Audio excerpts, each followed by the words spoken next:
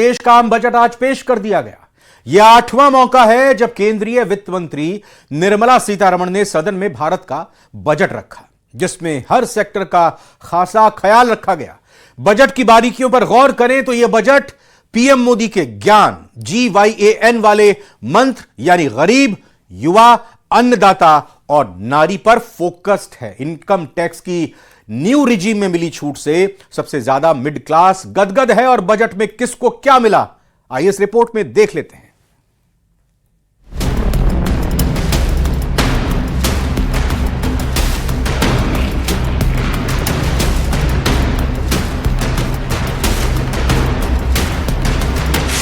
मां लक्ष्मी से प्रार्थना करता हूं कि देश के हर गरीब एवं मध्यम वर्ग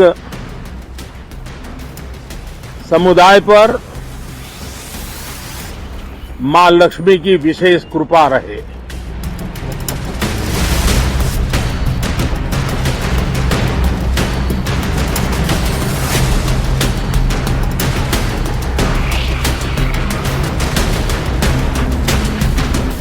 बजट सत्र के आगाज से जैसी कल्पना की थी, केंद्रीय वित्त मंत्री निर्मला सीतारमण ने आम लोगों के लिए वैसा ही बजट पेश किया है।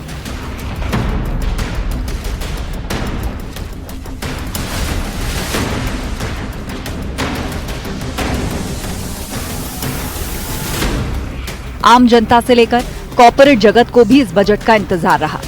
सरकार की ओर से महंगाई और टैक्स के साथ साथ मिडिल क्लास के लिए भी कई ऐलान किए गए हैं।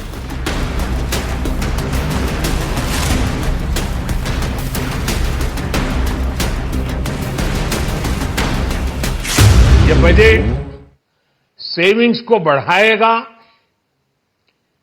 इन्वेस्टमेंट को बढ़ाएगा, कंजम्पशन को बढ़ाएगा और ग्रोथ को भी तेजी से बढ़ाएगा। इस साल का बजट भी पिछले 3 सालों की तरह पेपरलेस है, यानी कि ब्रीफकेस को लाल कपड़े में लपेटकर वित्त मंत्री संसद पहुंची। सबसे बड़ा ऐलान नए टैक्स स्लैब को लेकर रहा, जिसे बढ़ाकर 12 लाख कर दिया गया है। निर्मला सीतारमण ने ऐलान करते हुए कहा कि अब 12 लाख की सालाना कमाई पर कोई भी टैक्स देने की आवश्यकता नहीं है। ये बदलाव न्यू टैक्स व्यवस्था के तहत किया गया है। नई कर व्यवस्था के अंतर्गत 12 लाख तक की आय अर्थात विशिष्ट दर आय जैसे पूंजीगत लाभ को छोड़कर 1 लाख प्रतिमाह की औसत आय पर कोई आयकर देय नहीं होगा। 18 लाख रुपए की आय वाले व्यक्ति को कर में, जो कि 18 लाख की आय प्राप्त कर रहा है, उसको 70,000 रुपए जो कि पुरानी कर दरों के अनुसार देय कर का 30% होगा का लाभ होगा। जो 25 लाख की आय वाले व्यक्ति को 1,10,000 रुपए जो कि पुरानी कर दरों के अनुसार 25% का होगा का लाभ होगा। मेरे कर प्रस्तावों के प्रस्ताव अनुलग्नक में दिए गए हैं। इसके साथ ही बजट की शुरुआत में ही वित्त मंत्री ने किसानों के लिए प्रधानमंत्री धन धान्य योजना का ऐलान किया और साथ ही किसान क्रेडिट कार्ड की लिमिट में इजाफा करने का ऐलान किया। इसकी लिमिट अब 3 लाख से बढ़ाकर 5 लाख रुपए कर दी गई है। किसानों को विज्ञान और प्रौद्योगिकी की सर्वोत्तम सहायता उपलब्ध कराई जाएगी। वस्त्र क्षेत्र के लिए हमारे 5F के समेकित विजन के अनुरूप इससे किसानों की आमदनी बढ़ाने में मदद मिलेगी और भारत के परंपरागत वस्त्र क्षेत्र में नई जान फूंकने के लिए गुणवत्तापूर्वक किसान की निरंतर आपूर्ति सुनिश्चित होगी। किसान क्रेडिट कार्ड के माध्यम से अधिक ऋण। किसान क्रेडिट कार्ड के सीसी से 7.7 करोड़ किसानों, मछुआरों और डेयरी किसानों को अल्पकालिक ऋणों की सुविधा मिलती है। संशोधित ब्याज सब्सिडी योजना के अंतर्गत किसान क्रेडिट कार्ड के माध्यम से लिए जाने वाले ऋणों के लिए ऋण सीमा 3 लाख से बढ़ाकर 5 लाख कर दी गई है। वहीं वरिष्ठ नागरिकों के लिए भी बजट में खुशखबरी है। वरिष्ठ नागरिकों के लिए टैक्स कटौती की लिमिट को बढ़ाकर सीधे 2 गुनी कर दी गई है। इसके बाद इनके लिए टैक्स छूट की लिमिट 1 लाख रुपए कर दी जाएगी, जो पहले 50,000 रुपए थी। TDS and TCS rationalization for easing difficulties. I propose to rationalize tax deduction at source TDS by reducing the number of rates and thresholds above which TDS is deducted. Further, threshold amounts for tax deduction will be increased for better clarity and uniformity. The limit for tax deduction on interest for senior citizens is being doubled from the present 50,000 rupees to 1 lakh rupees. वैसे देश के आम budget से हर तबके को उम्मीदें रहती हैं, लेकिन युवा वर्ग सबसे ज्यादा टकटकी लगाए रहता है। ऐसे में युवाओं के लिए इस बार बजट में काफी कुछ दिया गया है। तकनीकी शिक्षा पर जोर देते हुए IIT के इंफ्रास्ट्रक्चर को बढ़ाने के साथ सीटों में बढ़ोतरी और सेंटर्स की संख्या बढ़ाने की घोषणा की गई है। साथ ही बजट में AI एजुकेशन पर खास ध्यान देने के लिए एक नया प्लान बनाया गया है। Center of Excellence in AI for Education. I had announced 3 centers of excellence in artificial intelligence for agriculture, health and sustainable cities in 2023. Now a center of excellence in artificial intelligence for education will be set up with a total outlay of 500 crores. Budget की बारीकियों पर गौर करें तो ये budget PM Modi के ज्ञान वाले मंत्र यानी गरीब, युवा, अन्नदाता और नारी पर फोकस है। आम बजट इसी को ध्यान में रखकर तैयार भी किया गया है, जिसकी हर कोई तारीफ कर रहा है। Bureau report, news 18। आज बजट के बीच वित्त मंत्री निर्मला सीतारमण की साड़ी भी छाई रही। मधुबनी पेंटिंग वाली इस साड़ी के पीछे की भी एक दिलचस्प कहानी है, आइए वो जान लेते हैं।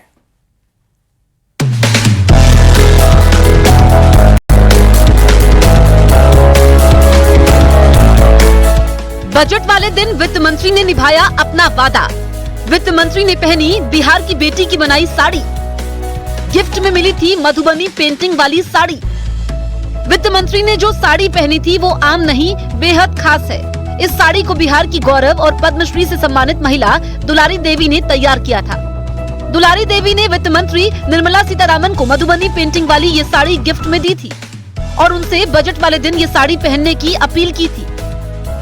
वित्त मंत्री ने भी अपने वादे को निभाया और अपना 8वां बजट मधुबनी पेंटिंग वाली साड़ी में पेश कर दुलारी देवी की कला को सम्मान दिया। वित्त मंत्री सीतारमण ने ऑफ वाइट साड़ी पहनी, जिस पर मधुबनी पेंटिंग बनी थी। पेंटिंग में पूरे बॉर्डर पर मछलियां बनी थी, जिसे धन का प्रतीक माना जाता है और मछली वाली साड़ी शुभ मानी जाती है। इस साड़ी का कनेक्शन पद्मश्री से सम्मानित दुलारी देवी से है। दुलारी देवी बिहार की जानी मानी मधुबनी पेंटर हैं। उन्होंने अब तक 10,000 से ज्यादा पेंटिंग बनाई है।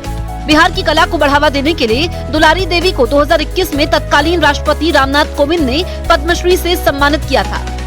जब वित्त मंत्री एक कार्यक्रम के लिए मधुबनी गई, तो उसी दौरान दुलारी देवी ने वित्त मंत्री को साड़ी उपहार के तौर पर दी और उसे पहनने का निवेदन किया था। वही साड़ी पहनकर वित्त मंत्री ने 2025-26 के लिए देश का बजट पेश किया। इस पर बिहार से जुड़े नेता ने आभार व्यक्त किया।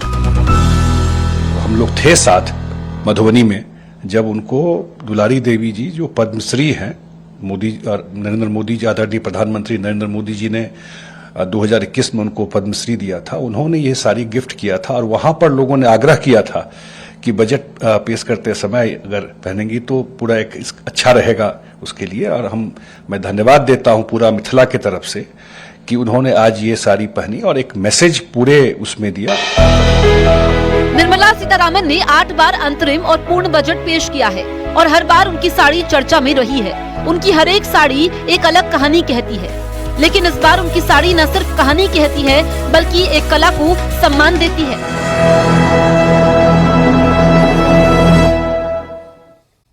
महाकुंभ में अब तक करीब 33 करोड़ लोग आस्था की डुबकी लगा चुके हैं। अब 3 फरवरी को बसंत पंचमी के दिन तीसरा अमृत स्नान होने वाला है।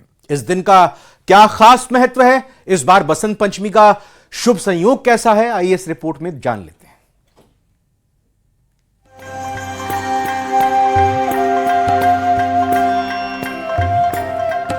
3 फरवरी को अखाड़ों का तीसरा और अंतिम अमृत स्नान है। इस बार बसंत पंचमी को ग्रहों और नक्षत्रों का अद्भुत संयोग बन रहा है। पंच निर्मोही अनि अखाड़े के संत ब्रह्मांड गुरु ने कहा है कि कई वर्षों बाद ऐसा अद्भुत संयोग आया है। उन्होंने कहा कि इस बार बसंत पंचमी का स्नान पूर्ण स्नान होगा। उन्होंने कहा कि प्रयागराज में 3 नदियों भक्ति, ज्ञान और कर्म का संगम है। जो माघ मकर गति रवि जब होई, तीर्थ पति आव शब कोई, अर्थात जो भगवान सूर्य नारायण कर्म के देवता हैं, वो सृष्टि में सदा से ही समय से आते हैं और समय से जाते हैं, अर्थात वो कर्म के प्रतीक हैं और कर्म के द्योतक भी हैं। तो हमने प्रथम स्नान कर्म के रूप में किया। द्वितीय स्नान भक्ति अर्थात गंगा महारानी, जो कि गंगा माँ में मौनी अमावस्या अर्थात भक्ति का प्रतीक, जहाँ मौन रहकर हम उपासना करते हैं शांति से और बिल्कुल सतो भाव से, सतो गुण से। और तीसरा स्थान यानी बसंत पंचमी, जिनकी बागेश्वरी देवी भगवती श्री सरस्वती हैं, जो कि कर्म की यमुना महारानी है, भक्ति की गंगा महारानी है और ज्ञान की देवी जो है सरस्वती है। यहाँ पर तीनों नदियाँ प्रत्यक्ष हैं, प्रकट हैं, उपस्थित हैं। तो हम तृतीय स्नान जो माँ में करेंगे, भगवती त्रिवेणी संगम में हम लोग करेंगे, वह ज्ञान का स्नान है, अर्थात ज्ञान से सुसज्जित होकर के समस्त सृष्टि में धर्म हो, कर्म हो, जीवन हो या समाज के बहुत सारे कार्य हो, उसको हम कर पाएंगे। बसंत पंचमी पर ज्ञान की देवी मां सरस्वती की आराधना का विधान है। ब्राह्मण गुरु के मुताबिक इस बार बसंत पंचमी का स्नान ब्रह्म मुहूर्त में शुरू हो जाएगा और पूरे दिन श्रद्धालु त्रिवेणी में आस्था की डुबकी लगा सकते हैं। ब्रह्म मुहूर्त में जो श्रद्धालु बसंत पंचमी का स्नान करेंगे वो अमरत्व और समत्व को प्राप्त करेंगे।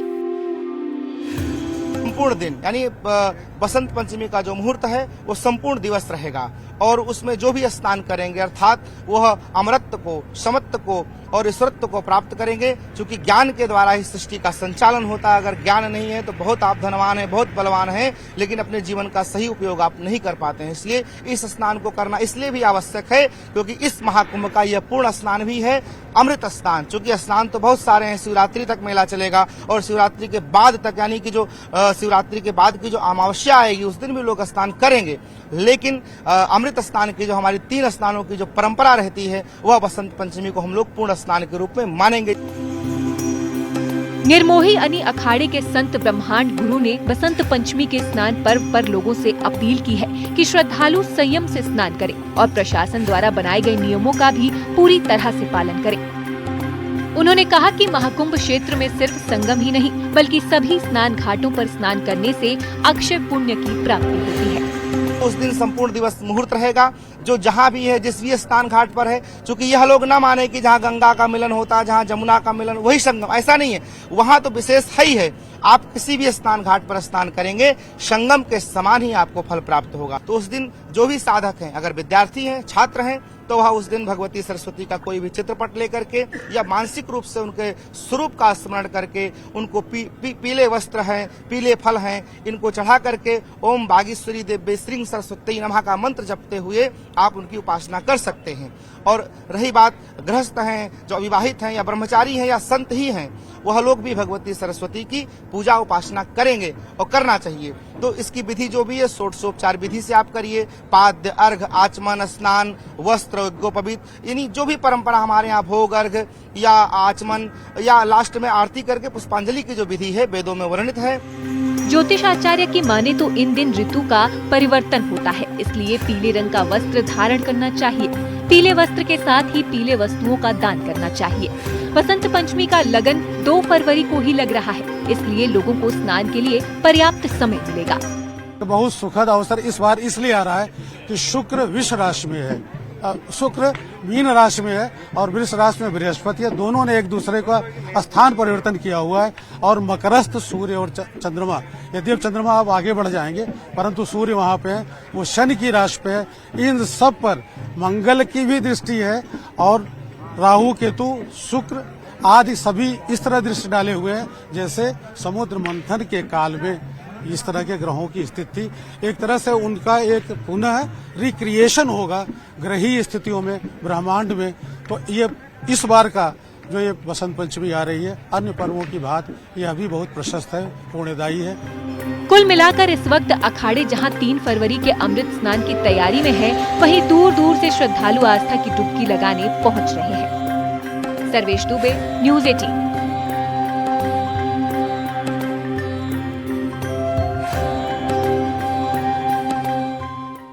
उपराष्ट्रपति जगदीप धनखड़ शनिवार को प्रयागराज दौरे पर महाकुंभ पहुंचे। परिवार के साथ पहुंचे उपराष्ट्रपति ने संगम में पवित्र स्नान किया और पूजा अर्चना भी की। इस दौरान सीएम योगी भी मौजूद रहे। पूजा पाठ के बाद उपराष्ट्रपति कई अन्य कार्यक्रमों में भी शामिल हुए।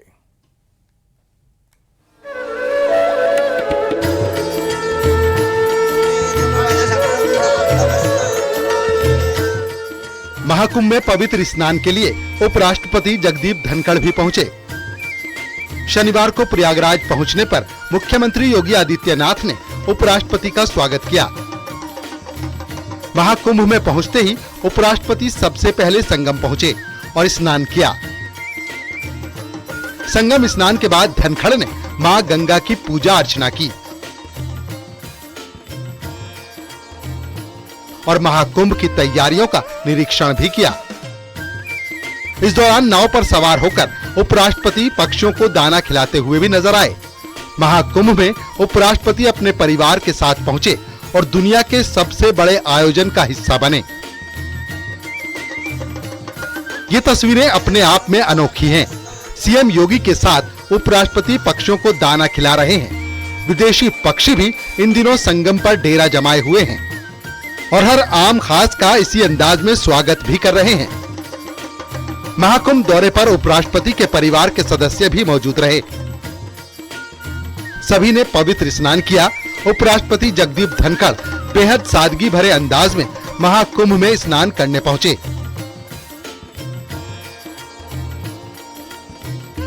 महाकुंभ स्नान के बाद अक्षयवट, सरस्वती कूप और लेटे हनुमान मंदिर में भी उपराष्ट्रपति के दर्शन पूजन का कार्यक्रम निर्धारित किया गया था।